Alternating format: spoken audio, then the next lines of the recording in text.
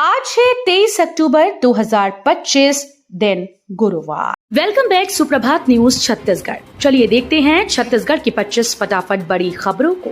इससे पहले न्यूज को आप कहां से देख रहे हैं कमेंट बॉक्स में हमें जरूर बताएं, साथ ही वीडियो को लाइक करें। 1 दिसंबर से मंत्रालय में बदलेगा अटेंडेंस का तरीका, आधार लिंक बायोमेट्रिक सिस्टम होगा लागू। छत्तीसगढ़ सरकार ने अपने मंत्रालयों और डायरेक्टरेट में कर्मचारियों की ट्रांसपेरेंट और सही अटेंडेंस पक्का करने के लिए बड़ा कदम उठाया। अब मंत्रालय में आधार बेस्ड बायोमेट्रिक अटेंडेंस सिस्टम लागू किया जाएगा। ये सिस्टम 1 दिसंबर 2025 से लागू होगा।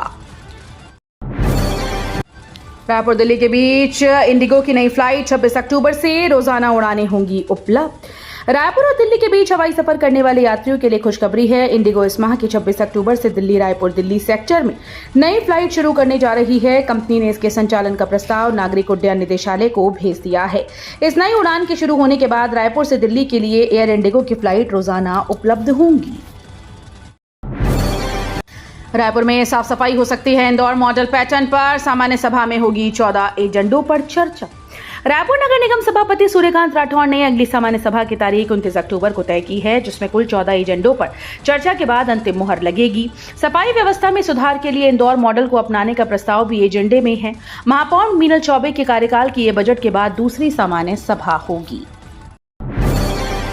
सूर्योपासना का महापर्व छठ पूजा 25 अक्टूबर से नहाय खाए के साथ 4 दिवसीय व्रत की होगी शुरुआत। सूर्योपासना का महापर्व छठ पूजा 25 अक्टूबर से शुरू होगा। 4 दिवसीय छठ महापर्व की शुरुआत 25 तारीख को नहाय खाए के साथ होगी। 24 अक्टूबर को खरना रहेगी। व्रती महिलाएं 27 अक्टूबर को डूबते सूर्य को अर्घ्य देंगी। 28 अक्टूबर को उगते सूर्य को अर्घ्य देने के साथ ही पूजा का समापन होगा। पीएम मोदी 1 नवंबर को करेंगे नई विधानसभा का उद्घाटन। प्रधानमंत्री नरेंद्र मोदी राज्योत्सव के अवसर पर छत्तीसगढ़ प्रवास पर रहेंगे। इस दौरान पीएम मोदी 1 नवंबर को नई विधानसभा का उद्घाटन करेंगे। पीएम के दौरे को लेकर तैयारियां जारी हैं। नई विधानसभा भवन की खासियत पर बात करें तो सीलिंग पर धान की बालियां उकेरी गईं। बस्तर के शिल्पियों ने फर्नीचर बनाए। एक सर्कल में मंत्रालय, संचालनालय और असेंबली होगी। 24 अक्टूबर को नक्सलियों का देशव्यापी बंद का ऐलान। छत्तीसगढ़ समेत देश के माओवाद प्रभावित राज्यों में नक्सलियों के खिलाफ ताबड़तोड़ कार्रवाई चल रही है। बस्तर में लगातार हो रहे एनकाउंटर, सरेंडर, गिरफ्तारी से नक्सल संगठन बौखलाया हुआ है। अब नक्सलियों की केंद्रीय कमेटी ने एक पत्र जारी कर 24 अक्टूबर को देशव्यापी बंद का ऐलान किया। दरअसल नक्सल संगठन के लीडर्स ने नक्सली अभय के नाम से प्रचार जारी किया। शहर जिला कांग्रेस के अध्यक्ष के नाम से बदलेगा बिलासपुर का समीकरण।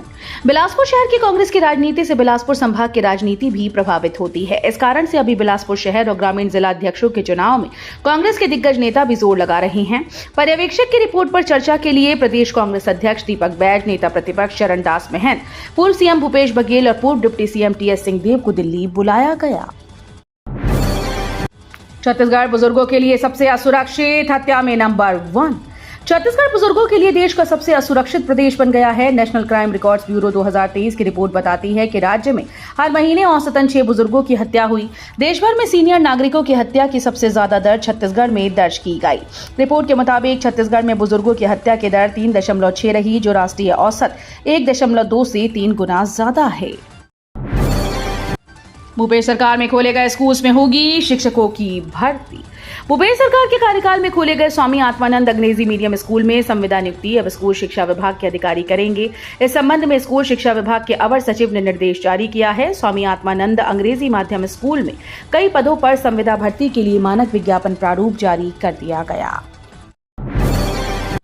पूजन सामग्री से प्रदूषित हो रही कन्हर नदी, नगर पालिका अध्यक्ष ने की लोगों से साफ सफाई में सहयोग की अपील। रामानुजगंज क्षेत्रवासियों की आस्था और जीवन का प्रतीक मानी जाने वाली कन्हर नदी इन दिनों प्रदूषण की मार झेल रही है। उत्तर वाहिनी होने के कारण गंगा के समान पवित्र मानी जाने वाली इस नदी में छठ घाट और राम मंदिर घाट से बड़ी मात्रा में पूजन सामग्री डाली जा रही है, जिससे जल प्रदूषित हो रहा है और सौंदर्य भी प्रभावित हो रहा है।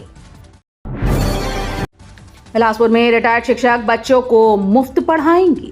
बिलासपुर जिले में शिक्षा की गुणवत्ता सुधारने के लिए नई पहल की गई। इसके तहत सेवानिवृत्त प्राचार्य, व्याख्याता और शिक्षक स्कूल में बच्चों को निःशुल्क पढ़ा सकेंगे।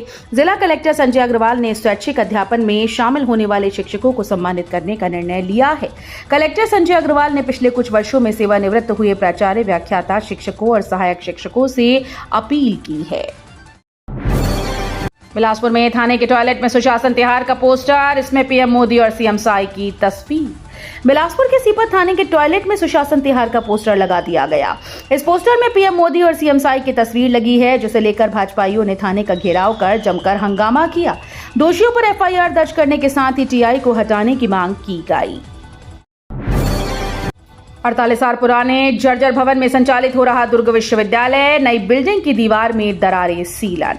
दुर्ग जिले के भिलाई में हेमचंद यादव विश्वविद्यालय के भवन निर्माण का काम पूरा होने के बाद भी आज तक हैंडओवर नहीं हो सका। विश्वविद्यालय का काम पूरा आज भी 48 साल पुराने भवन में हो रहा है। नई बिल्डिंग हैंडओवर न होने की वजह निर्माण में बरती गई लापरवाही सामने आ रही है। नई बिल्डिंग को बने 1 साल हुए हैं, जिसमें दीवारों में जगह जगह दरार और सीलन पड़ गई है। रायपुर का वार्ड क्रमांक 52 बना जनगणना का ट्रायल जोन, हर घर को मिल रहा खास नंबर। केंद्र सरकार के गृह मंत्रालय और जनगणना निदेशालय के निर्देश पर रायपुर नगर निगम के जोन 10 के डॉक्टर राजेंद्र प्रसाद वार्ड को प्री टेस्ट जनगणना के लिए चुना गया। इसकी निगरानी खुद जनगणना निदेशालय के अधिकारी हीरेंद्र सिन्हा ने की। उन्होंने नगर निगम आयुक्त विश्वदीप के निर्देश पर चल रहे कार्य का स्थल निरीक्षण किया। एसएसपी ने किया निरीक्षकों, उप निरीक्षकों समेत पुलिसकर्मियों का तबादला आदेश जारी। वरिष्ठ पुलिस अधीक्षक रजनेश सिंह ने दीपावली के तत्काल बाद पुलिस विभाग में तबादला आदेश जारी किया। तबादला आदेश में 4 निरीक्षकों, 6 उप निरीक्षकों और 2 एएसआई के तबादले किए गए। इसके अलावा 31 प्रधान आरक्षक और आरक्षकों के भी तबादला आदेश जारी किए। जारी आदेश के अनुसार निरीक्षक राहुल तिवारी को कोनी थाना प्रभारी के पद से हटाते हुए प्रभारी पुलिस नियंत्रण कक्ष बनाया गया। छत्तीसगढ़ में बदलेगा मौसम। दक्षिण पश्चिम बंगाल की खाड़ी के ऊपर निम्न दाब क्षेत्र बन गया है, जिसके चलते छत्तीसगढ़ में मौसम का रुख बदलने लगा। मौसम विभाग ने अनुमान लगाया कि ये सिस्टम पश्चिम और उत्तर पश्चिम दिशा में आगे बढ़ेगा, जिससे राज्य के कई जिलों में अगले 5 दिनों तक हल्की से मध्यम वर्षा हो सकती है। रायगढ़ में कोल ब्लॉक की जनसुनवाई निरस्त करने की मांग, 4 गांव के ग्रामीण कलेक्ट्रेट पहुंचे। छत्तीसगढ़ के रायगढ़ जिले में एक कंपनी के कोल ब्लॉक की जनसुनवाई रद्द करने की मांग को लेकर बड़ी संख्या में ग्रामीण कलेक्ट्रेट पहुंचे। उन्होंने कलेक्ट्रेट के सामने अपनी मांगों को लेकर नारे लगाए और जमकर विरोध प्रदर्शन किया। धरमजयगढ़ क्षेत्र के गांव पुरुंगा में प्रस्तावित निजी कोल माइंस के विरोध में बड़ी संख्या में ग्रामीणों ने कलेक्ट्रेट का घेराव किया। ग्रामीणों ने हाथों में तख्तियां लेकर नारेबाजी की। 2 महीने तक रायपुर में नहीं होगा धरना प्रदर्शन, तूता धरना स्थल पर रोक। राजधानी रायपुर में धरना प्रदर्शन पर अस्थायी रोक लगा दी गई। नवा रायपुर के तूता धरना स्थल पर 2 महीने तक किसी भी प्रकार के प्रदर्शन, धरना या सभा की अनुमति नहीं होगी। ये फैसला धरना स्थल के रखरखाव कार्य के चलते लिया गया है। नवा रायपुर अचल नगर विकास प्राधिकरण के मुख्य कार्यपालन अधिकारी ने ये जानकारी दी कि ये कार्य लगभग 2 माह तक चलेगा। रायपुर क्राइम ब्रांच के आरक्षक प्रशांत शुक्ला सस्पेंड, कारोबारी ने लगाया 2 लाख चोरी का आरोप। राजधानी रायपुर के क्राइम ब्रांच पर अब चोरी के गंभीर आरोप लगे हैं। दुर्ग निवासी कारोबारी मयंक गोस्वामी ने आरोप लगाया कि चेकिंग के नाम पर 5 पुलिसकर्मियों ने उनकी कार से 2 लाख रुपए निकाल लिए।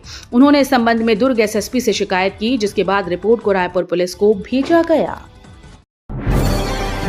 2 शिक्षक सहित 3 लोगों से की 14 लाख रुपए की ठगी, जमीन बिक्री के नाम पर लगाया चूना। अंबिकापुर जिले में पटवारी ने 3 शिक्षकों को चूना लगा दिया है। दूसरे व्यक्ति की जमीन को बिक्री होने के बाद कह शिक्षकों से 14 लाख रुपए वसूल लिए। जब न जमीन की रजिस्ट्री हुई न रकम वापस मिली, तब तीनों शिक्षकों को ठगी का एहसास हुआ और उन्होंने मामले की शिकायत दर्ज करवाई। बिलासपुर आरपीएफ कमांडेंट दिनेश सिंह तोमर की मानवाधिकार आयोग में शिकायत, आईजी से मांगी report. Bilaspur RPF commandant Dinesh Singh Tomar की मानवाधिकार आयोग में शिकायत किए जाने की खबर है। विभागीय सूत्रों के मुताबिक कमांडेंट के बर्ताव को लेकर पूरा बिलासपुर रेल मंडल परेशान है। यही कारण है कि 11 बिंदुओं में शिकायत की गई है, जिसके बाद मानवाधिकार आयोग की एक टीम गोपनीय तरीके से शिकायत में लिखी गई विभिन्न बिंदुओं की जांच कर रही है। इस बार छत्तीसगढ़ की दिवाली में गजब हो गया, आसमान में नहीं दिखा पटाखों का असर।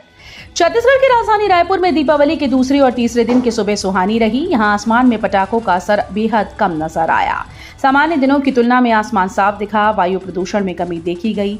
जैसा कि हर बार दिवाली के दूसरे दिन आसमान में जहरीले धुएं का गुबार मंडराता है, लेकिन इस बार ऐसा कुछ देखने को नहीं मिला। AQI लेवल केवल 102 दर्ज किया गया।